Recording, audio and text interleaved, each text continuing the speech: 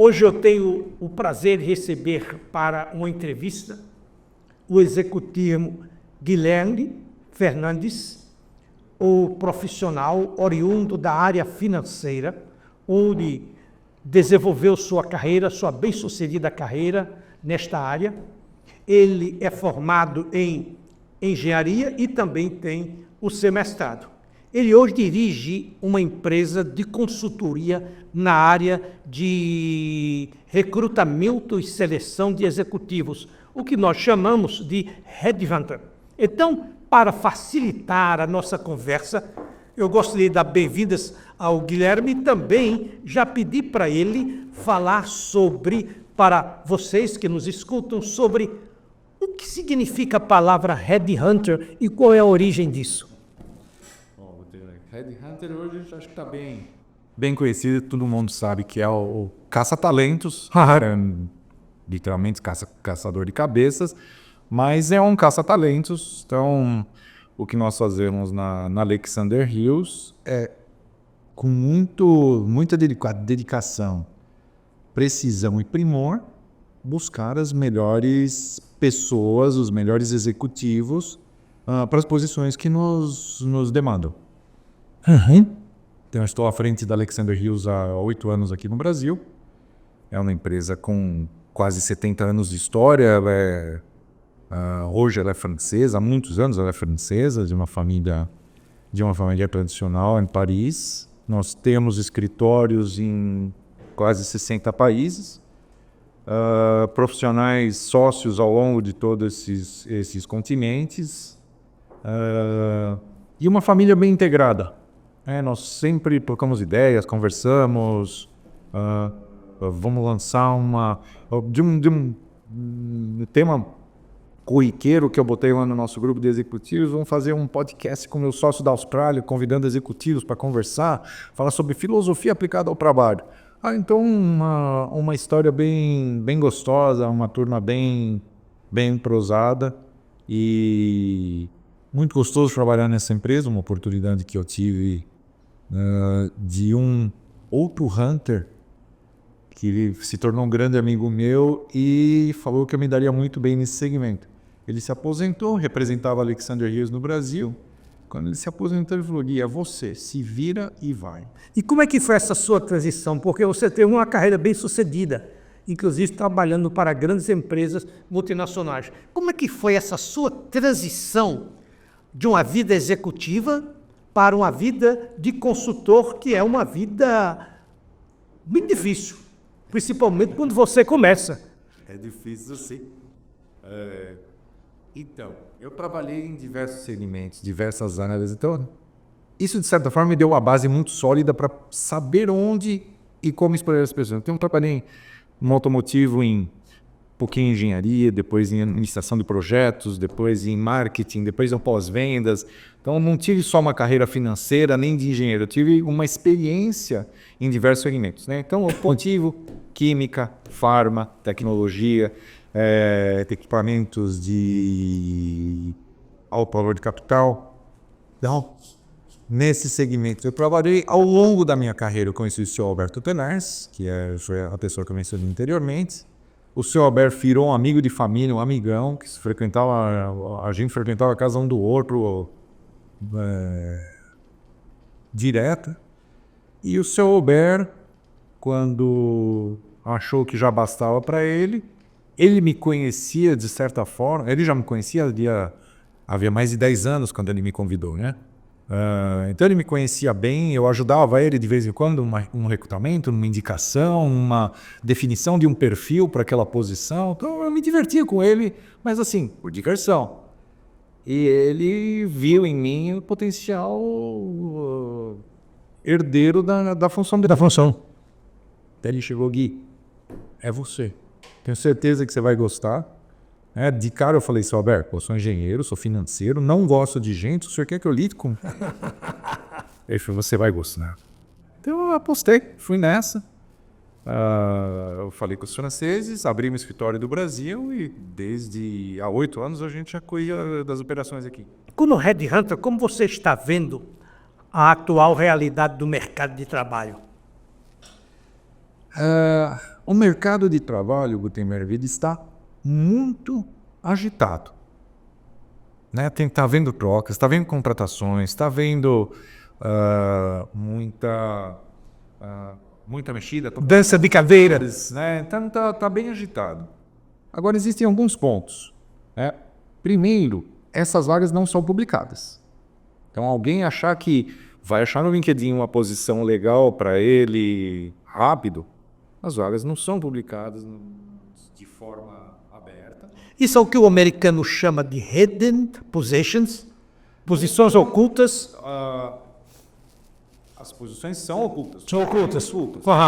Então, as publicações que nós vemos nos grandes meios de divulgação, LinkedIn, Indeed, as várias ferramentas que nós temos aí, elas não são necessariamente de posições existentes. Ou mesmo quando são de posições existentes, existe sempre um grupinho de indicados pela diretoria, pelos executivos, pelo conselho. Então, esses são os primeiros a serem publicados. E muitas vezes uma mudança interna, uma promoção interna. Mas sempre que uma vaga é aberta, hoje muito mais por questões de compliance e por criar um banco de talentos, as vagas são abertas publicamente. Mas não significa que elas estão, que há uma busca pública por aqueles executivos. Muitas vezes já estão escolhidos. Tá. E qual é a importância, por exemplo, de uma boa rede de relacionamento na hora que você perde um emprego, você vai para o mercado? Essa é a única ferramenta eficaz. Não existe nada melhor do que a sua rede de relacionamento, que deve ser construída diariamente. Não tem nada que substitua, porque mesmo essas vagas que a gente está falando, abre-se no LinkedIn. Você tem um amigo dentro daquela empresa? Pô, Zé, que eu vi que abriu um negócio aí. Pô, já sei que não vai ser tal, mas eu posso te indicar. Tá, beleza. Então, as contratações se dão por indicação. As vagas, 80% das vagas não são sequer publicadas em nenhum meio. Então, é simplesmente aquela rede de relacionamento. E você tem que ser lembrado. Para ser lembrado, você tem que ser visto. Então, quem é visto e lembrado é priorizado nas oportunidades que existem. Um currículo, ele está guardado digitalmente ou fisicamente em algum lugar, arquivo que ninguém abre. Mas uma pessoa conversando com um executivo, você se lembra de trechos da conversa, você se lembra de assuntos. Do comportamento dele, né? Do impacto. Da afinidade. As contratações se dão por afinidade, muito mais que habilidade.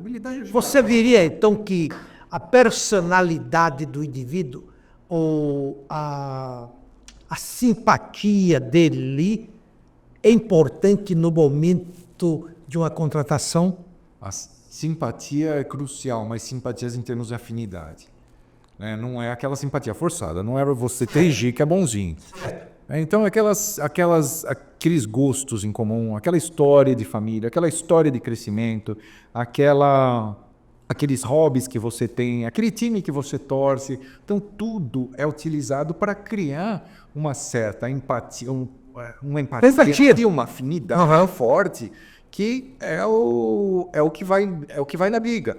Existem entre um dinheiro da NASA, com um mega currículo, e um cara gente boa, pode ter certeza que o cara gente boa é a pessoa de preferência. Então não adianta você ter um currículo absurdo e ser uma pessoa arrogante, uma pessoa distante. Não vai dar certo. A propósito dessa sua observação como headhunter, eu me lembro que no passado eu conduzi um processo de outplacement de um executivo de uma grande multinacional norte-americana. Ele era de origem italiana, um rapaz alto, elegante, bonitão, vamos dizer assim. E ele se vestia extremamente bem, com muita elegância, e sempre ternos de gabardine italiana. Bom, ele já tinha feito, durante o processo de outplacement, 32 entrevistas. 32, e foi reprovado em 32 entrevistas. Na 33ª, ele foi para uma grande empresa farmacêutica, em Santo Amaro. Era a última chance dele, eu diria, Quando ele chegou, a recepcionista o recebeu, mas ele se comportou de forma arrogante.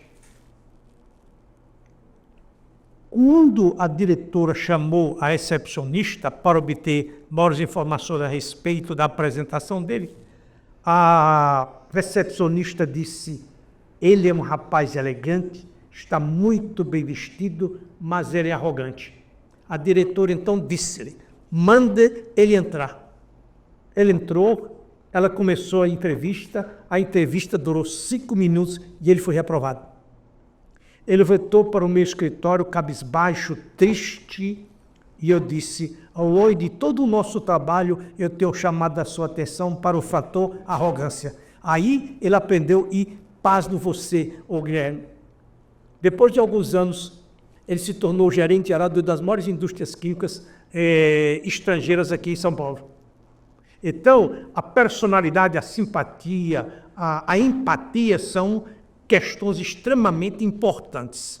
Agora, uma outra pergunta para você, como headhunter. Eu sei que você só atua dos níveis executivos, não é? Eu pergunto a você, quais são hoje as qualidades mais importantes que as empresas procuram detectar nos executivos que ela procura recrutar? O perfil ideal é óbvio que vai variar dependendo de cada empresa, né? Então, são necessidades diferentes em tempos diferentes, e eu acho que um papel crucial do headhunter é identificar o que a empresa precisa e não o que ela quer.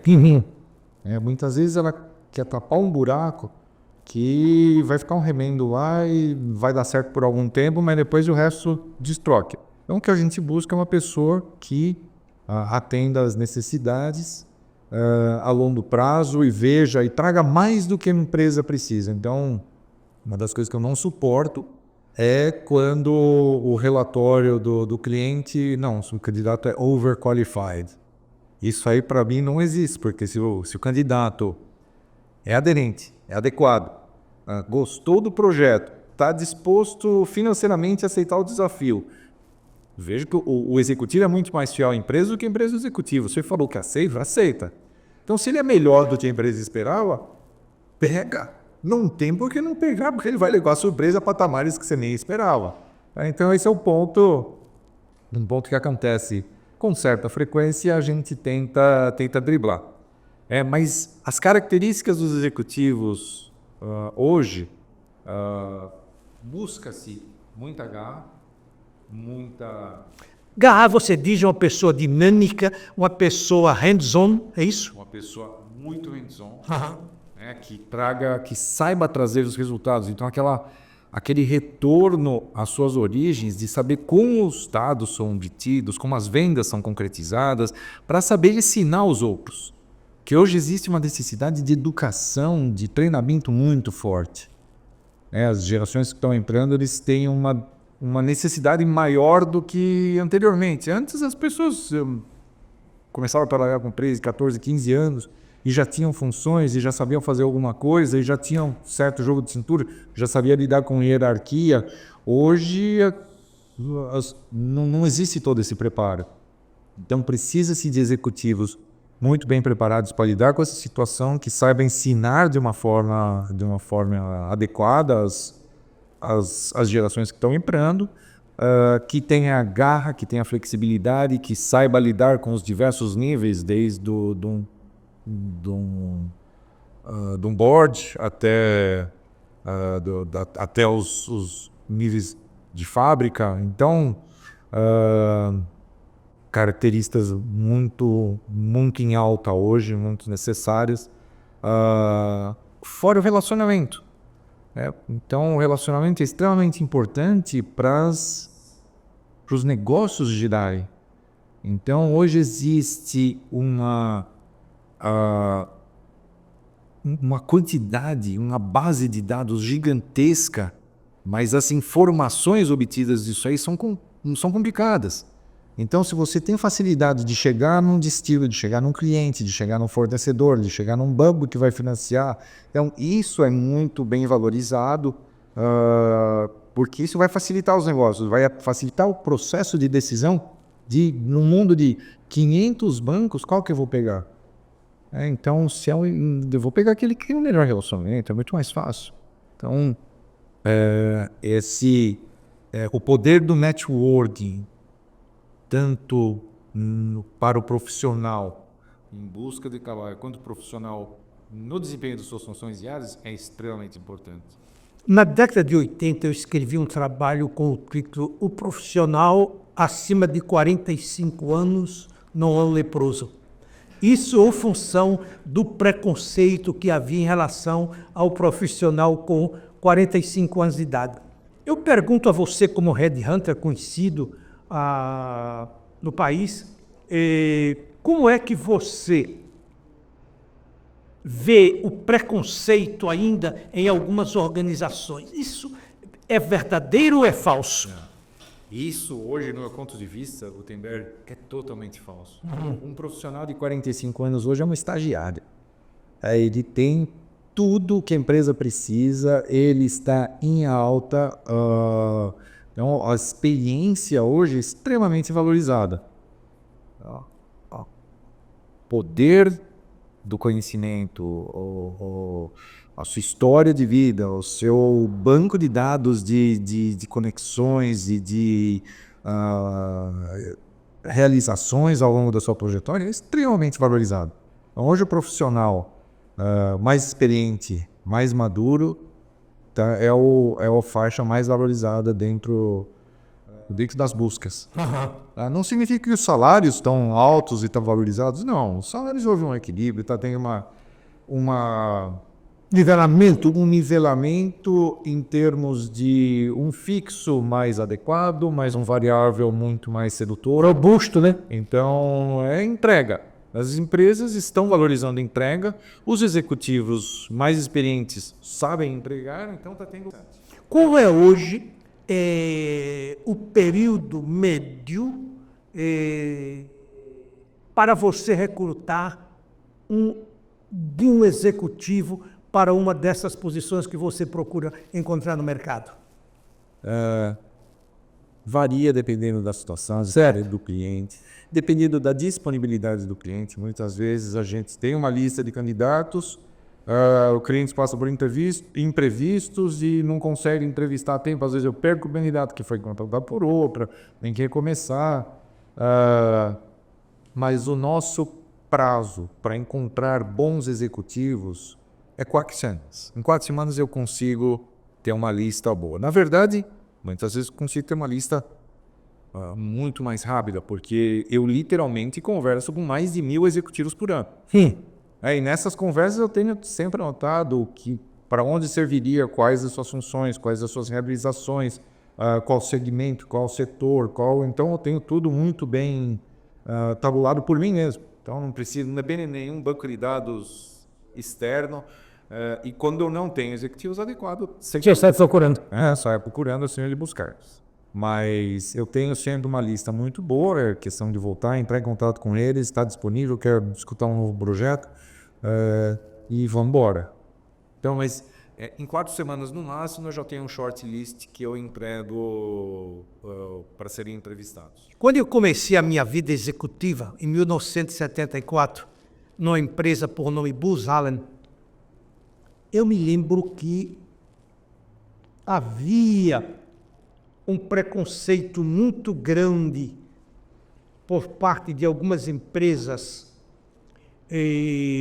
para recrutar um executivo demitido. Isso ainda hoje é fato ou isso hoje é uma ficção? É uma ficção. O executivo demitido é o que todos buscam. Todo mundo busca ser demitido, que tem demissão, por causa dos seus benefícios, né? Então, sempre a maioria dos executivos que estão disponíveis foram demitidos. A maioria que está trabalhando e é recrutado quer ser demitido para poder entrar na outra empresa. Então, quanto a isso, não existe problema. E demissões ocorrem, Gutenberg, por das mais diversas razões. Às vezes o sapo ferve na panela, ninguém percebe, alguma coisinha do passado que gerou um mal entendimento. Tem melhor de político, né? Nossa, eu já vi demissões por piada, por time de futebol, por besteira que quando pensa retrospectivamente, nossa, eu podia ter pedido desculpa na hora tal, e passar a égua. Então, tá cheio de coisa. Trocas de chefes. Então, não foi com a cara, não foi com a cara mesmo. Mas embora. Bora, vamos trocar, vida que segue. Empresas que faliram, empresas que quebraram, empresas que fundiram, empresas que se dividiram. Então, tem Milhares de razões. as mais diversas razões. Algo que se presta atenção ao longo da trajetória do executivo é quanto tempo ele ficou em cada empresa. Se é um executivo que pula de galho em galho, fica um ano no outro, aí é algo que já chama atenção. Vamos descobrir por que aconteceu isso. Eu já tive casos de executivos que a empresa faliu, trocou por outro, foi comprada por outro, foi mandado embora, foi para outro, que faliu de novo. Então, eu não sei se esse cara deu tanto azar ou se ele fazia as empresas. Mas não, tá cheio de casos. Então, não existem justificativas plausíveis, não plausíveis para todas as situações. Sem dúvida. Uma outra pergunta.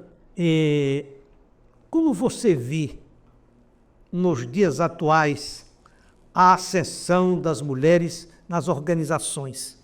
Eu, pelo menos, gosto muito de ler nos jornais sobre mulheres brasileiras que estão ascendendo ao poder em diferentes áreas e também em diferentes empresas, inclusive na área de tecnologia. Como é que você vê isso?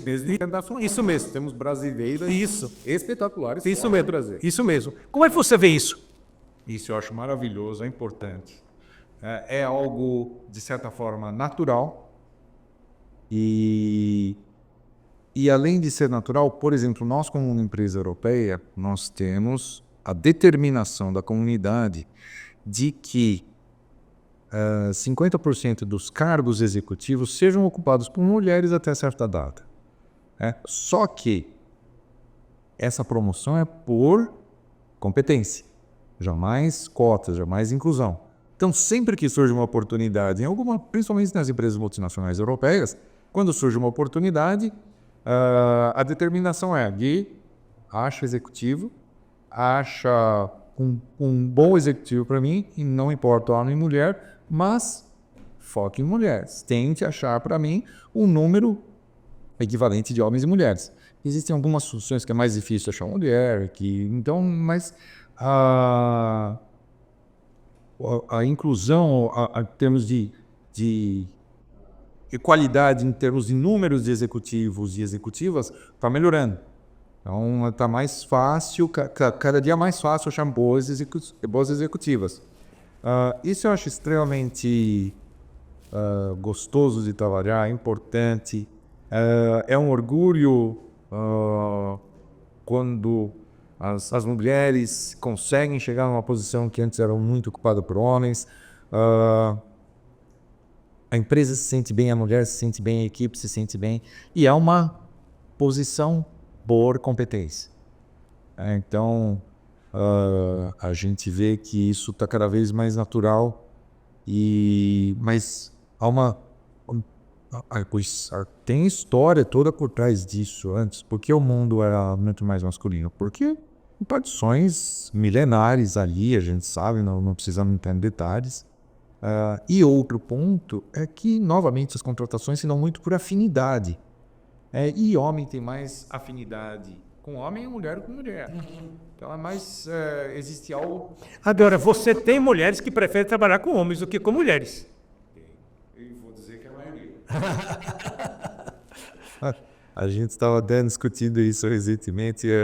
É um fato interessante, divertido. Mas tudo tem sua evolução. Muito bom.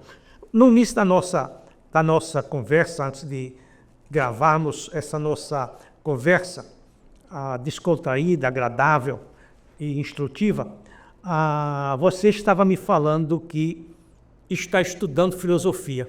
Você, como executivo, um engenheiro, depois um mestrado em finanças, por que você for estudar filosofia? É algo que O início de tudo foi por causa do Gabriel Kerr. Gabriel Kerner, eu dei uma entrevista para ele há uns 8, 9 anos e eu gostei dele. Um cara que eu achei extremamente competente, conciso, com bom conteúdo.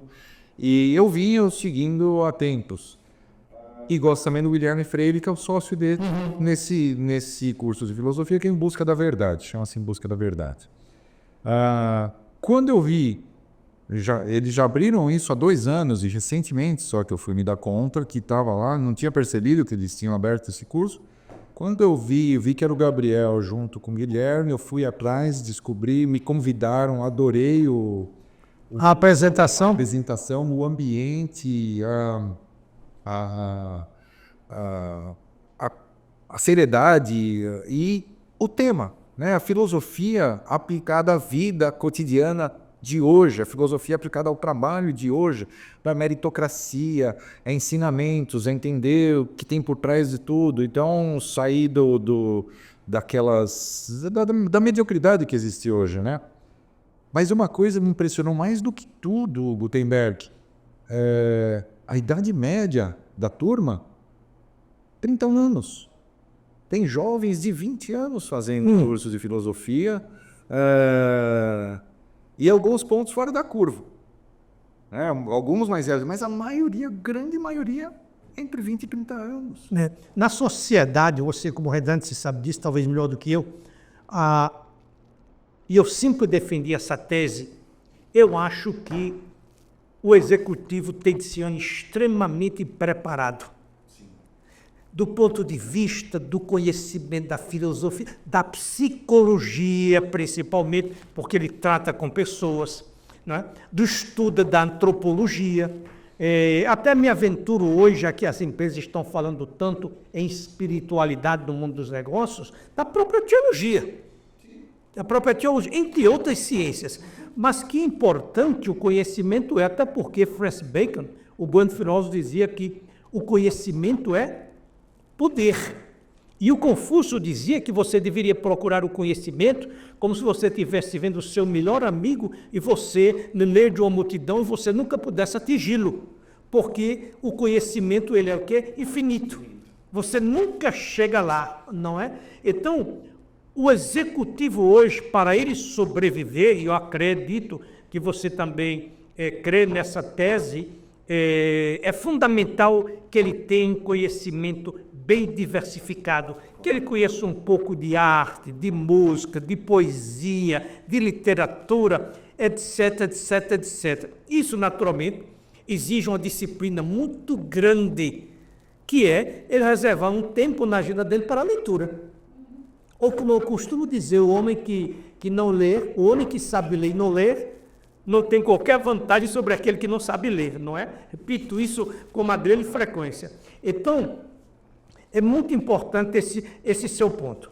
Agora, como o fechamento de nosso agradável, eu gostaria de me estender mais, eu gostaria de falar um pouco mais sobre a sua empresa, até porque é importante que o mercado de trabalho conheça o tipo de trabalho que você realiza como headhunter, não é? Que posições você costuma recrutar, as finanças, recursos humanos, parte de tecnologia, a parte industrial, auditoria, o quê? Ou um todo.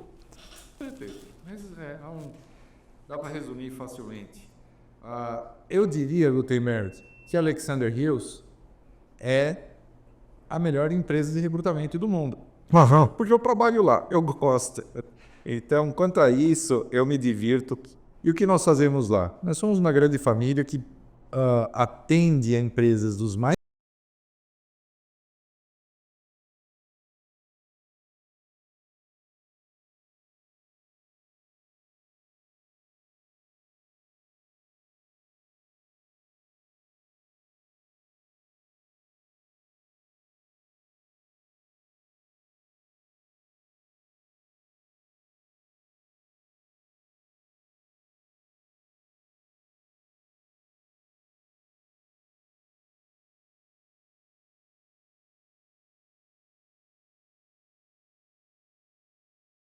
Porque cada pessoa com quem você conversa, você está aprendendo e ensinando também. É algo assim inexplicável, porque o que a gente aprende com bons executivos todo santo dia é fora de série.